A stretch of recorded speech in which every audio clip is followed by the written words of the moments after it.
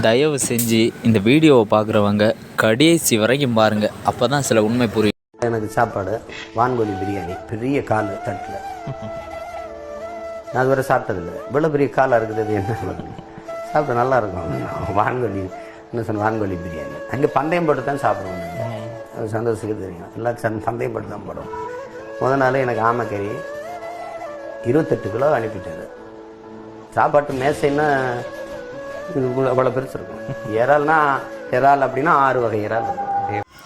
இந்த இருக்காரே நம்ம புண்ணியமா, மான்கறி சாப்பிட்டேன், ஆமைக்கறி சாப்பிட்டேன்னு சொன்னார். அந்த டைமில் அந்த நாடு என்ன பாடுபட்டுக்கிட்டு இருந்துச்சு தெரியுமா?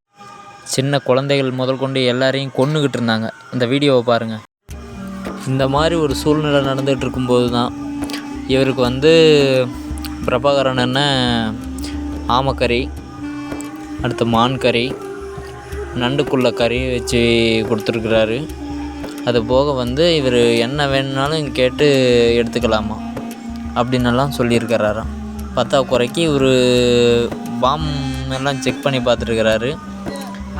AK-47 கேள்விப்பட்டிருக்கோம், PK-47 இவர் சொல்லி தான் நம்ம கேள்விப்பட்டோம். அந்த மாதிரி ஒரு கன் இருக்குன்ட்டு இத்தனை பேர் சாகும்போது இவருக்கு மட்டும் சந்தோஷமாக குசாலமாக இருந்திருக்காரு. பச்சை குழந்தைங்க முதற்கொண்டு செத்துருக்காங்க.